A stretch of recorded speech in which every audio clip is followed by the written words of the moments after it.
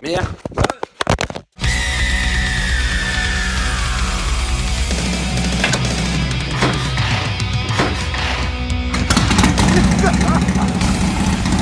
Oh, ça fait du bien ça. C'est bien. Salut, bienvenue dans l'épisode 2 de la saison 2. On va réaliser le faisceau électrique. Il y a également une fuite au niveau du réservoir. Puis après, il y aura certainement d'autres petites bidouilles.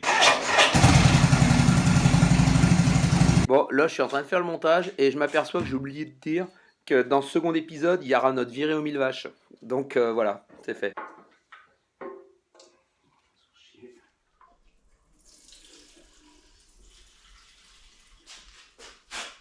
Voilà, où est la fuite? Alors on la voit pas précisément. On voit que c'est plein d'essence, que ça vient de là, mais d'où ça vient, j'arrive pas à le voir.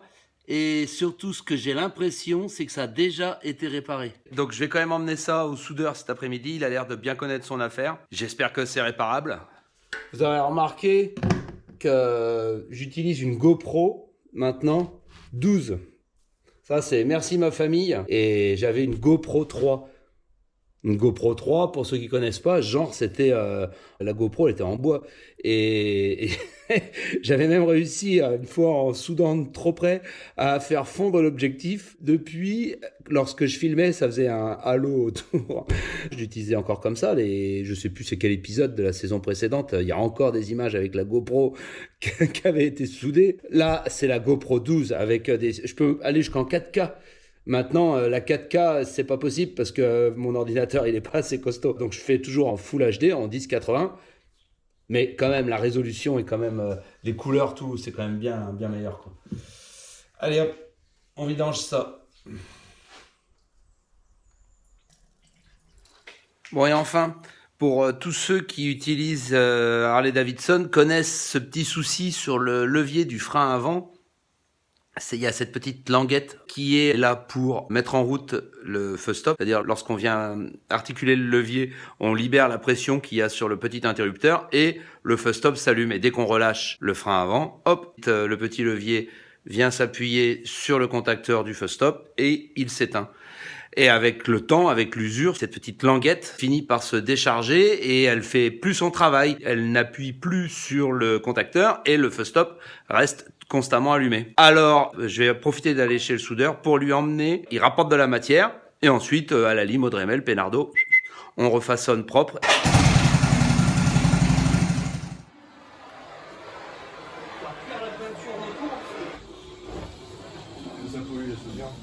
Non, c'est pas ça, c'est que je sais qu'il y a des zones que je ne pourrais pas décaper. Je la crame pas. Parce que j'arrive pas au fond.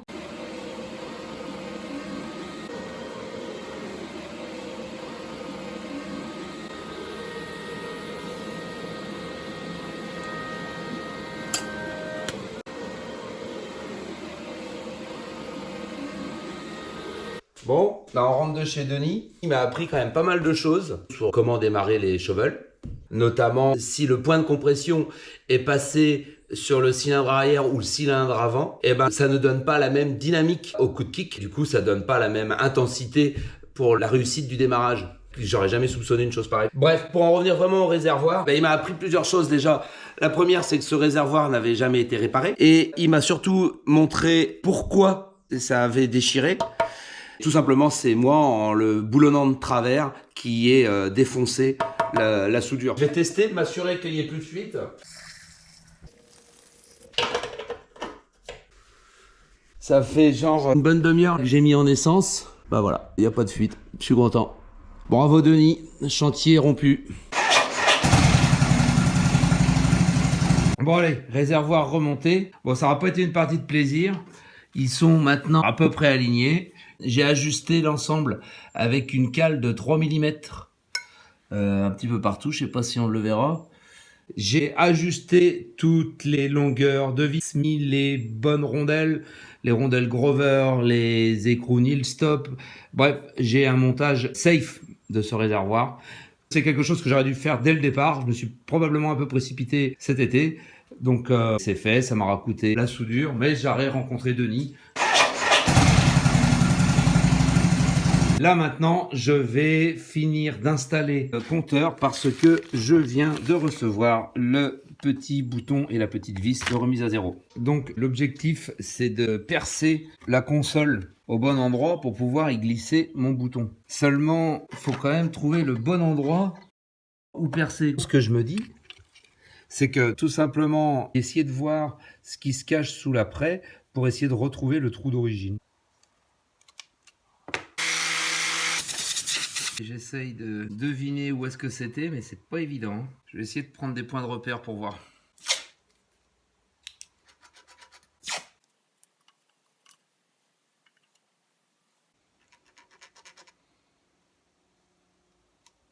Eh ben, le point de repère que j'ai pris correspond avec la barre de renfort derrière. Donc, ce que je vais faire, prudence, je vais percer un premier petit trou pour pouvoir contrôler et puis éventuellement, s'il faut le déplacer vers le haut, le bas, on va voir.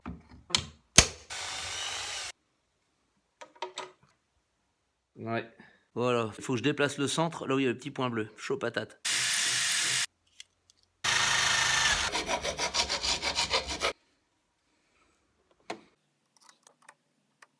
Voilà. Et là, c'est magnifique. Oh là là, il manque plus que le câble. On s'approche des 1000 vaches. Donc là, c'est quoi ton idée là? On va mettre la masse. Là, je t'ai remis un peu plus de mou parce que ça permet de tirer sur le fil quand tu vas sortir ta batterie. Ah, ok. D'accord. Je sais pas, tu veux que je fasse un truc moi avec l'autre côté là? Que je le passe au moins déjà dans le... Ouais, bah passe le fil, ouais, essaye. Ah par contre, attends, faut peut-être pas que je m'amuse à brancher là. Ah non, branche pas. C'est bizarre. Je vous montre un petit peu les énormes sections qu'on est en train de faire là. Le plouche. Branchage de la batterie. Et là, comment on va faire pour le tester? Bon, on va exciter tes nouilles. Là, il n'y a pas besoin de remettre le... Non, on va pas la mettre en route. De toute façon, il n'y a pas d'essence. Ah putain. Là, il y a une couille dans le pâté. Ah bon? Ouais. Ça, c'est pas normal du tout. Ah.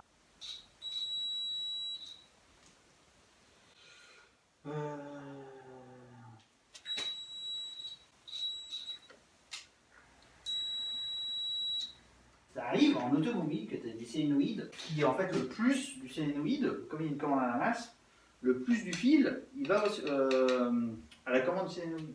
Ouais, je comprends rien. Ouais. Ah ouais, mais non, là c'est bon, ça marche. Ah non, ça marche pas là. Ouais, ça marche pas, mais ça marche. Plus la batterie est faible. Mais ça marche. Parce qu'il doit y avoir un passage entre celui-là et celui-là, qui n'est pas sur le schéma là. Tu vois, on voit un petit bobinage et une masse, et un plus qui l'excite. Et en fait, dedans, toi, tu dois avoir un passage entre le solénoïde et ça. Là, j'ai changé la polarité de ce truc. Parce que normalement, si tu n'es pas censé avoir une polarité, c'est censé être un simple relais. En fait, non. Tu dois avoir le fil de la masse de ça qui doit passer par le démarreur. Au lieu que ça va directement à la masse du solénoïde, la masse elle doit être prise par le démarreur. Ils ont dû faire ça parce que techniquement ça doit être plus intéressant pour eux, et c'est pas un truc de fou. Donc là ça marche, mais je pense que ta batterie, t'as des pinces, non?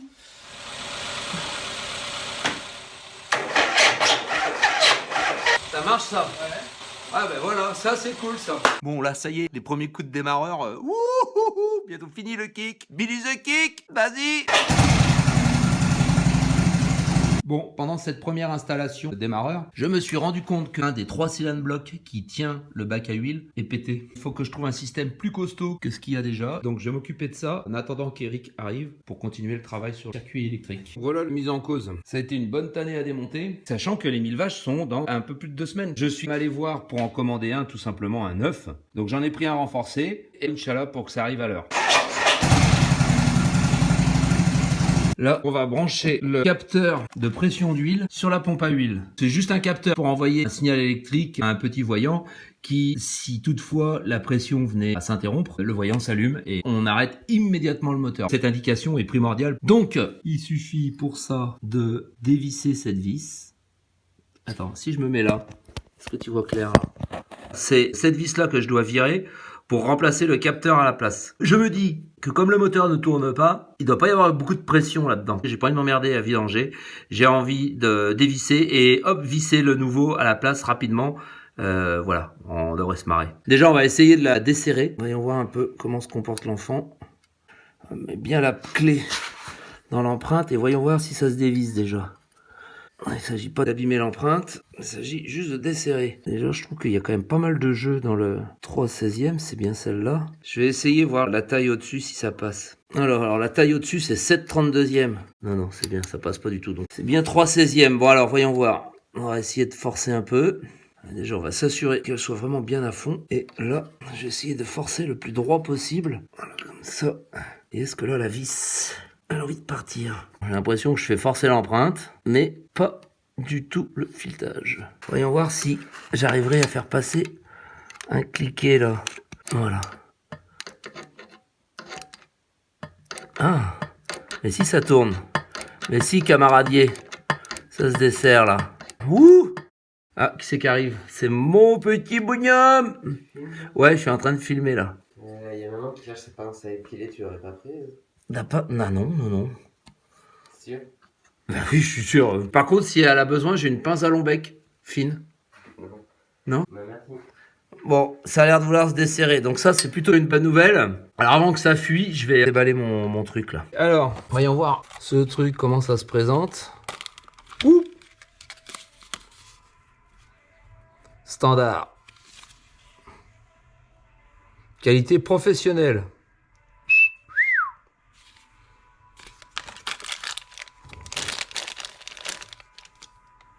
C'est quoi ça? J'ai pas de clé plate comme ça là. Ça va être chaud. 11/16e. Tu vois, 11/16e. Parce que ça ferait pas 11/16e des fois. Si, celle-là fait 11/16e, tiens. Voilà. Je sais pas si ça va être le bon filetage. Ça me paraît vachement plus gros. Ça a pas l'air d'être ça. Ouais, si, c'est ça. Ok. Bon, allez, c'est parti. J'allais dire, c'est parti, mon kiki. Je vous laisse imaginer le nombre de kilomètres qu'il a fait ce kiki. Comment ses pattes, elles doivent être usées. Ok. Ça y est. Alors là, est-ce que l'huile va couler? Ça a l'air de vouloir couler. Des moque.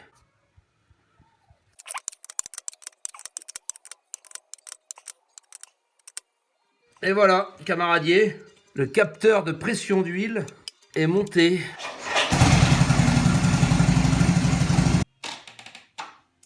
Là, je l'ai chargé. Ouais, salut Franck, t'as une batterie s'il te plaît? Ouh! Pourquoi ils sont allumés alors que le bouton il est pas tourné là? Parce que c'est pas branché. Tu vas quand même mettre un coup de démarreur malgré que le feu soit allumé. La batterie est neuve.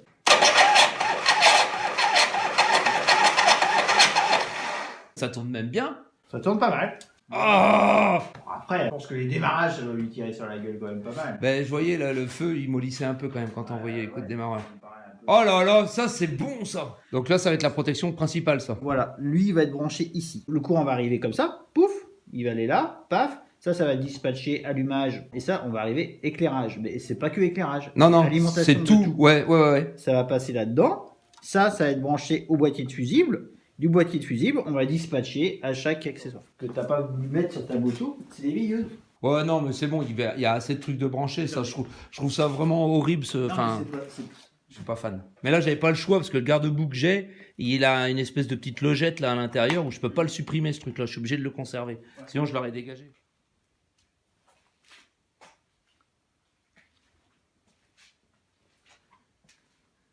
Alors, ça, c'est le faisceau. C'est une partie, hein. Il n'est pas complet. Hein. Bah, de toute façon, il y a des parties qui restent sur la moto, d'où le train arrière. Ouais, il y a ça. Tout le faisceau aussi pour le démarreur, il reste, les relais, tout ça. Tout ça, ça va rester. Il y a les deux faisceaux de commande. Et après, il y a tout ça là encore. Clignotant, blanc. Salut Denis. Écoute, je viens de voir parce que j'aurais besoin d'aide. Je t'explique le chantier. Je suis en train de préparer la moto là, pour les 1000 vaches et en posant ma sacoche, je me retrouve avec beaucoup trop de proximité entre le bas le bas de la sacoche et le haut d'échappement, et j'ai peur que ça crame, notamment la bâche plastique que je mets dessus si jamais il pleut. Bref, et mon projet, ça serait de pouvoir faire en sorte que la sortie d'échappement soit derrière, en sachant voilà, que la fixation se retrouve derrière. Enfin voilà, le chantier sera à peu près celui-ci. Seulement, la grosse contrainte, c'est que les 1000 vaches, c'est le 8 décembre. On part, nous, je crois, le 6. Donc, en gros, ça laisse à peine 2 semaines, quoi. Voilà. Bon, écoute, j'essaye de t'envoyer cette vidéo. Et puis, je te rappelle, on se rappelle derrière.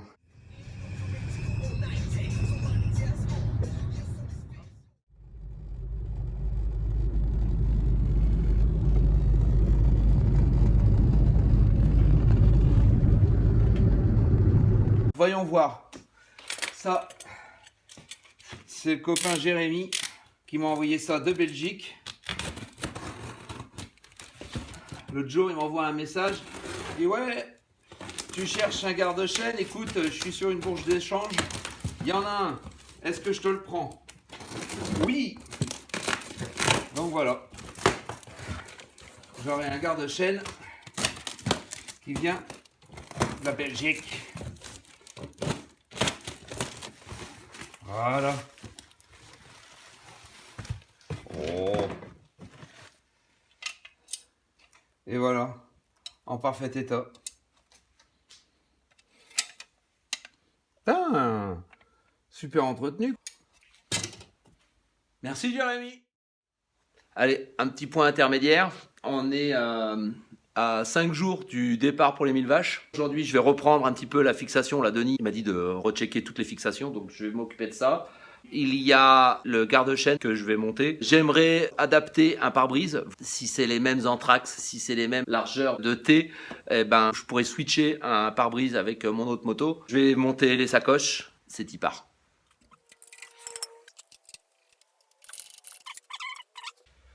Donc ça, la grande bride, un bon coup d'anti-rouille. Je vais contrôler la fixation de ça. Putain, mais il me l'a nettoyé le pot. Oh!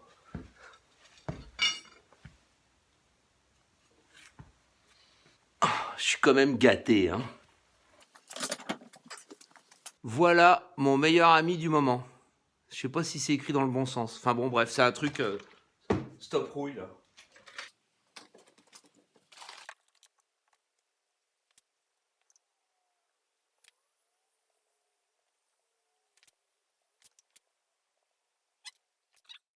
Alors voilà un petit peu le chantier pour fixer le garde-chaîne. Déjà, il m'a fallu un bon moment pour comprendre que ça, c'était de l'UNF, pas du UNC. Donc heureusement, j'ai 2 vis en pas fin, du 5/16e. Ensuite, il y avait tellement de merde là-dedans qu'il a fallu passer du tarot. Et autant vous dire que là, je sais pas si on va le voir ici, derrière le filtre à huile, eh ben c'est un sacré merdier pour passer un coup de tarot là-dedans. Le garde-chaîne, putain, ça se mérite.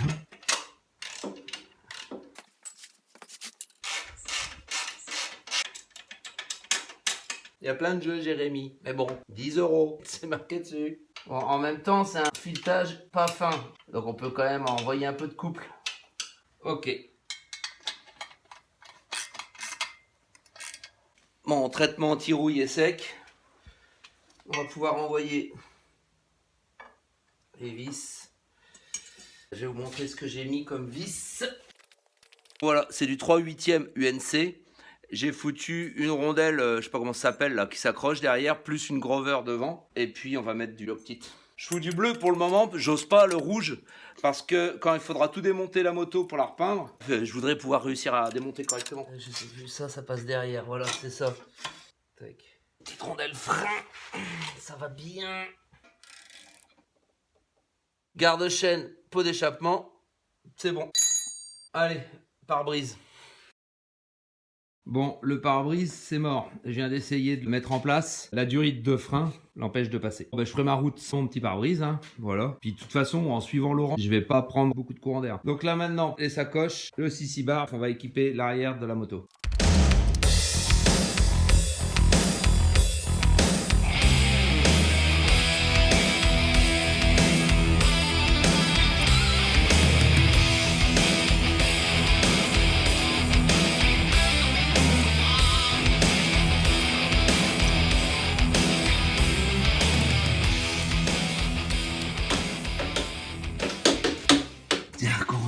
petit peu l'espace qu'il peut y avoir. Voilà, la sacoche, elle est quand même bien épargnée du tube d'échappement. Donc là, il y a vraiment rien à craindre. Bienvenue chez Jean-Marc et Sarah à Barbâtre, sur l'île de Noirmoutier. Le temple de la vieille brelle, mais de la vieille, hein, et qui marche.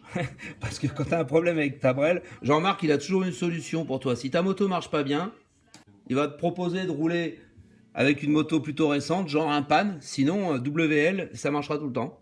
Il monte et démonte depuis tout le temps ce genre de vieille machine et il est intarissable en conseil. Je crois que toutes les merdes, il a dû les connaître. Il m'a fourni mon kit de survie, paire de bougies, un condo, des rupteurs. Il m'a prêté une bobine. Et puis bien sûr, avant de partir pour les 1000 vaches, il a dit surtout si vous avez un problème, n'hésitez pas à appeler. Voilà la bonne adresse de Noirmoutier.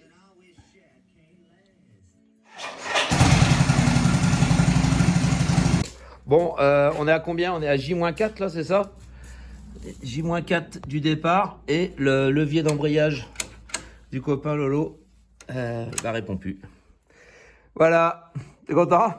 Ouais, super. Bon alors, mauvaise surprise, le capot du solénoïde a pété. On est en train de le réparer. On y croit. Mais putain, t'as gazé là. T'as mis tous les relais, tous les fusibles.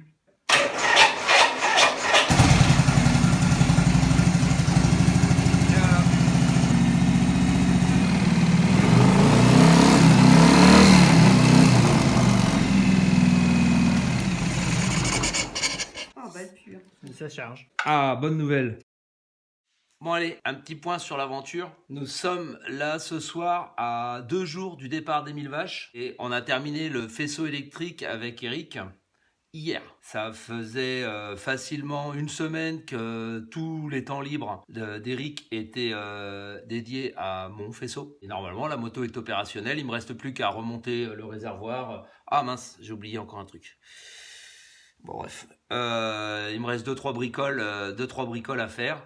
Et puis, enfin ouais, mince, j'étais perturbé là. Bon, il me reste à remonter le réservoir, changer les fusibles et je vais pouvoir enfin charger la moto pour après-demain. Je remarque quand même là, pour ce départ aux 1000 vaches avec Laurent, on a quand même beaucoup de chance parce que les gens autour de nous se mobilisent pour que nous réussissions à faire notre délire, c'est-à-dire partir avec des vieilles motos plein mois de décembre là-bas dans la Corrèze. Il y a 3 jours, Laurent il est tombé en panne d'embrayage avec son Cervicar. Lui c'est encore un plus vieux truc que moi, hein. C'est 1955 je crois, plateau d'embrayage désolidarisé. Donc un peu la panique, à 6 cours du départ, s'il fallait remplacer des pièces ou quoi, c'est quand même un copain mécano qui sur son temps libre a pris sur lui de démonter, de trouver la panne. Il a dû toujours sur son temps libre se taper quasiment 40 km pour aller chercher un outil.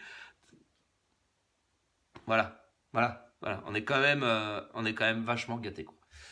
Alors maintenant c'est à nous d'assurer.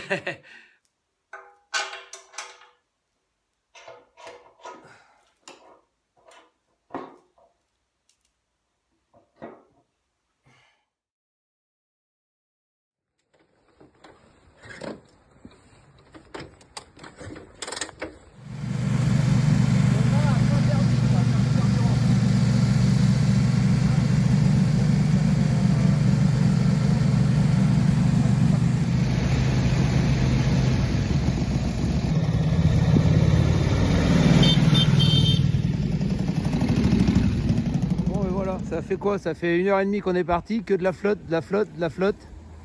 Il fait pas froid, mais enfin ça s'arrête jamais quoi. Et en fait, un Cervicar à 7,50 la T consomme 2 fois plus qu'à 13,40. Ouais, c'est ça, mais bien voir. Il nous reste combien de temps? 1 heure. 1 heure?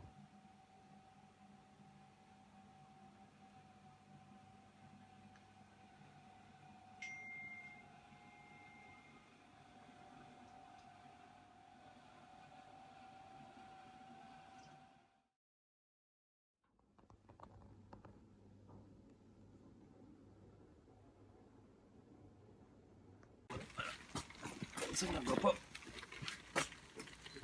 Depuis hier, j'essaye de démarrer au kick et j'y arrive pas. Mais là, elle a passé la nuit, elle va peut-être être consentante.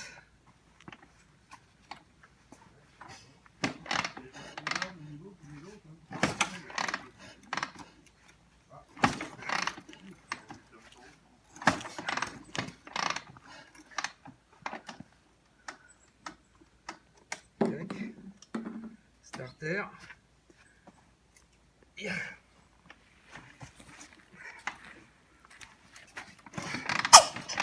Oh vache. Quoi.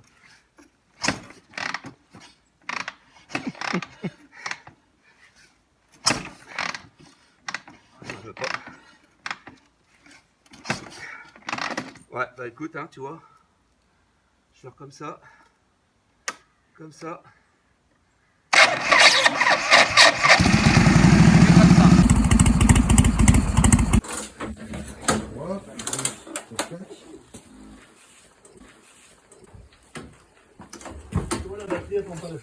Bon, bah voilà. 1 heure de retard. On devait partir à 8 h, il est 9 h. On a tout vidé le cervicar parce que la batterie probablement dead. Ah, mais c'est ça qui l'a fondu. C'est lui qui a fondu. Oui, ça faisait une masse. Oh putain. Dans le sens.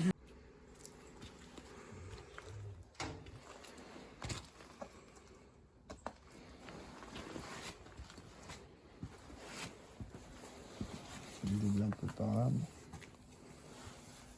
Il va comme ça. Bon, on va pouvoir y aller. Il est quelle heure là? 10h36. Voilà. 11h moins 25.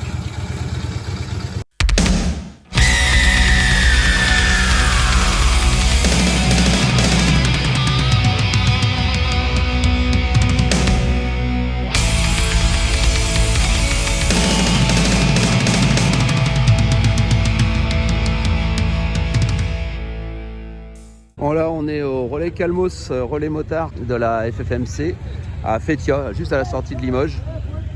Voilà, on fait le plein et ça vient un petit peu de partout. Bon, encore une nouvelle couille. Là ici au niveau du carbu, ça c'est l'arrivée d'essence. Et il devait y avoir certainement un petit filtre, j'imagine là-dedans, enfin bref, on a tout perdu. Donc là on essaye de trouver un bouchon de liège pour se dépanner. C'est très drôle. Oh le boulot. Oh le boulot, purée. On n'est pas rendu.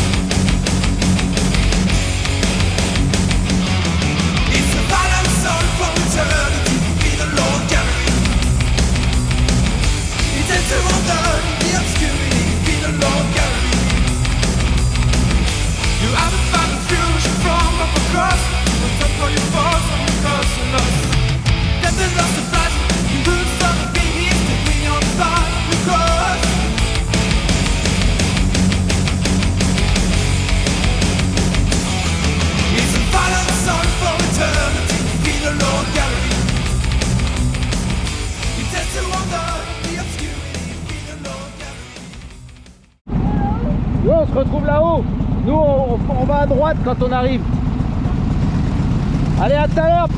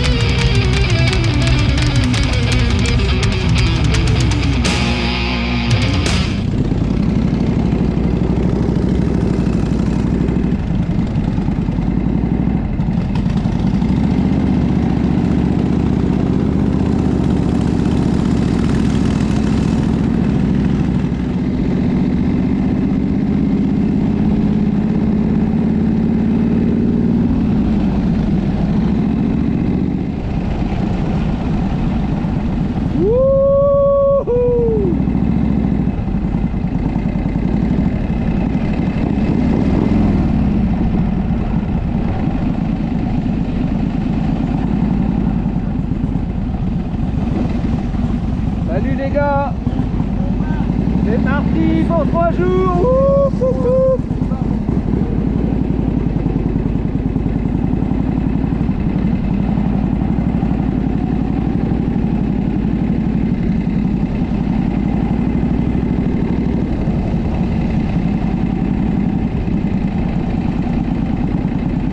Bienvenue. Merci.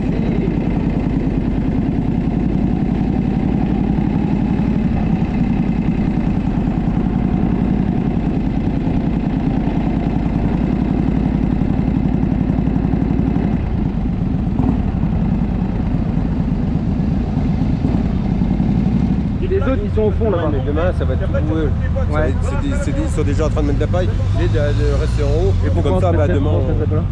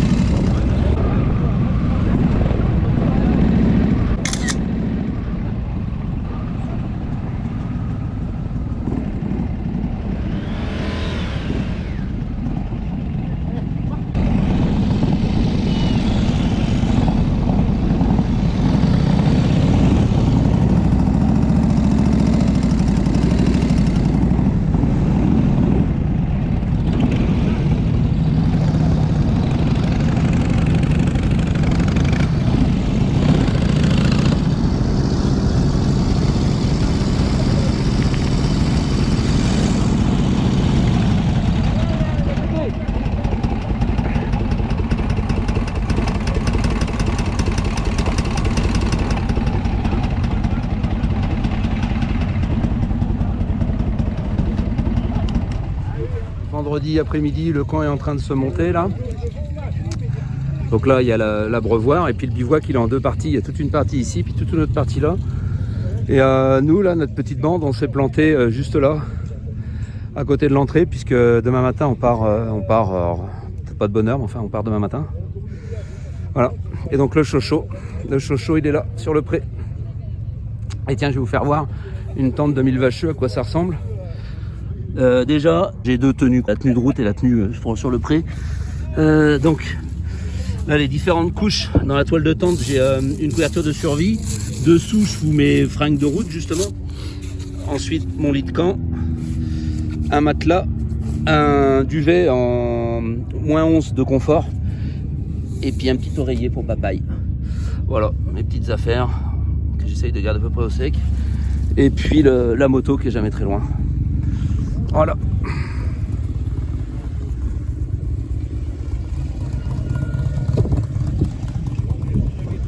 Eh, vous voulez pas vous asseoir? Eh, dis donc, Loulou, il vient d'où ce drapeau? C'est quoi cette histoire? C'est une vache, une vache. Ah, bonne.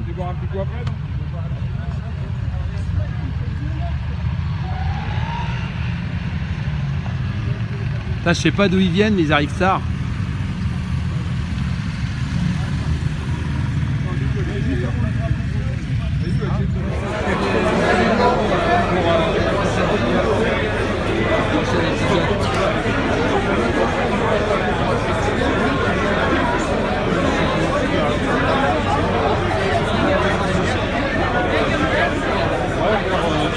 Hein? Attends, j'étais en train de... Ah, regarde, ça c'est une information intéressante. Buvette, une vache. Bon, le bœuf bourguignon, attends. À deux doigts de lui dire, va te faire foutre, tu vois. Alors, on a fait griller. Mais en fait, j'ai une poêle dans la moto, mais je suis pas sûr et certain de la pelle à racler. Tu penses? Une petite assiette. Vas-y, Voilà. je te la pique. Voilà. Il faut mettre de l'eau dedans pour la rincer. Voilà. Ouais, je me mettrais pas un petit fond de vitelle là-dedans. C'est trop bon. Grave. Oui, Ah, mais attends, Ah, et peut-être tu mange ta t'as goûté tartiflette tant qu'elle est chaude. tiède. On a mangé des huîtres à l'échalote. Et là, on puis se là fait une maintenant, choucroute. on mange une choucroute. Et là, j'ai mon pote Florent qui a ramené du Baïkonour. D'accord. Je vais le rondin là. Attends. Un autre rondin. On appuie sur. Ah, je suis bien là. Ah, me dis pas que t'as froid. Ah, moi, je...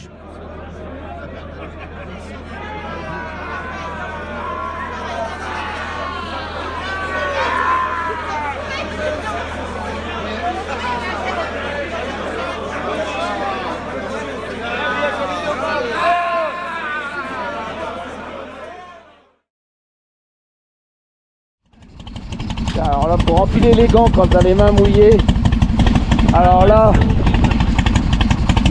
Je t'en prête. J'ai des gants chauffants, ils sont tous secs. Tu veux que je t'en prête? Oh, ça va aller, je te remercie. Ah putain, faut que j'en foute de l'huile moi. bon mes petits lapins, Bon courage à toi. à vous hein, parce que là, vous déméritez pas. Hein. Ouais, bah si ce soir il y a de la neige, tu vas regretter d'être parti. Bon, mais bien content d'avoir passé un petit bout avec vous aux 1000 vaches, les gars. Ouais. On se revoit à la prochaine occasion.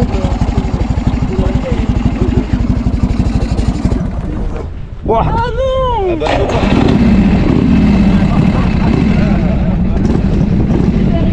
Je peux passer mes cales, ouais,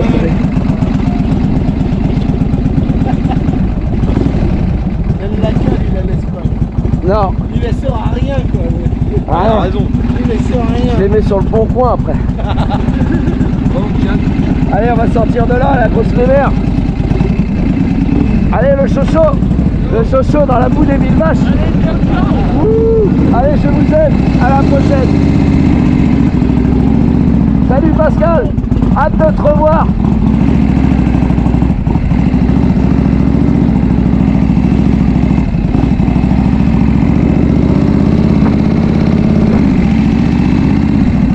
Ah, merci les gars. Ouh. Salut les camaradiers. Bonne route hein. Ouais.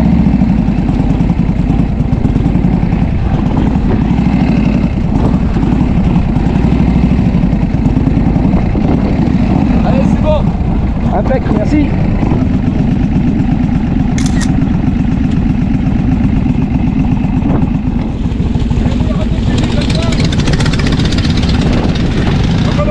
Allez, bonne vie de vache.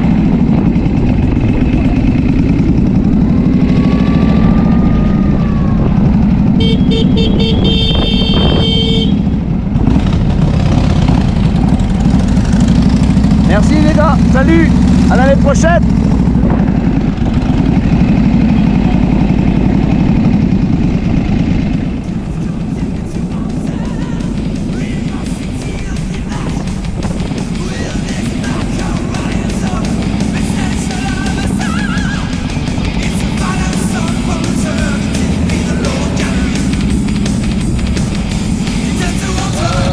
Avec le 95, Non, il aime pas le 95, ouais. Ça va descendre jusqu'à Pétia ou sinon on s'arrête à Émoutier. Mais bon, faut vidanger le réservoir. pour un émoutier, il devra descendre pour remettre Ouais, on mettra un peu de 98 à Émoutier, puis on rentrera à Pétia. Ça aidera. Bon.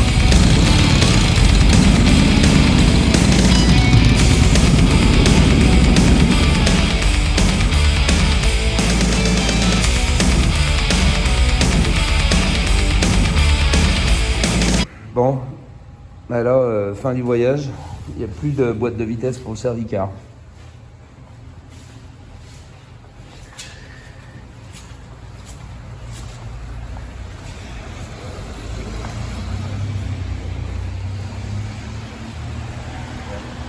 On ne peut plus continuer, donc on a loué le camion. Et on s'est arrêté au garage Peugeot d'Émoutier, qui nous aide autant qu'ils peuvent depuis le début.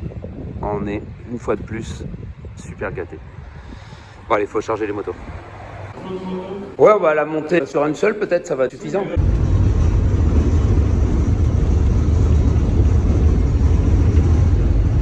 Putain, on arrêtait bien en moto là. Hein. Ah, si, ouais.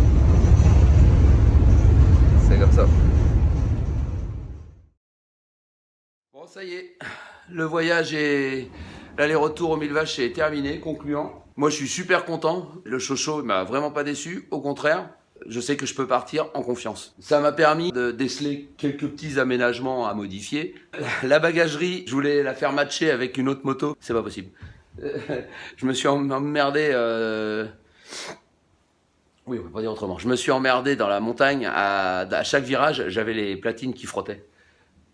Mais, il y a mon pote Nico qui m'a filé une paire de petites valises, donc j'ai regardé pour cette adaptation. Sinon, ben, le reste du voyage, vous avez vu un petit peu, une épopée phénoménale. Je crois que c'est pas nos premières 1000 vaches, hein, ça fait un paquet de temps qu'on les fait.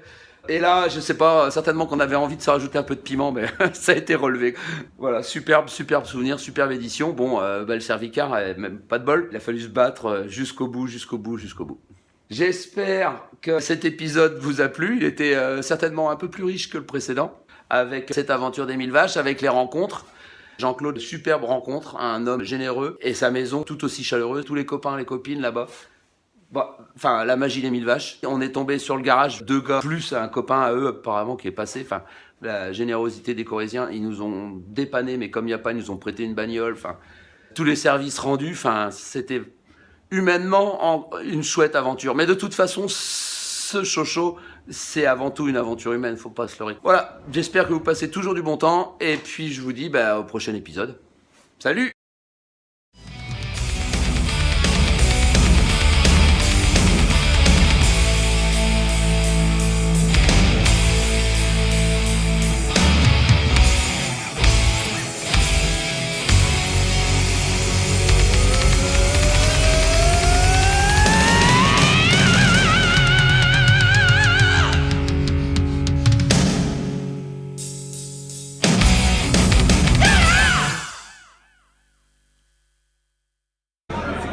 Fais voir un peu. C'est papy.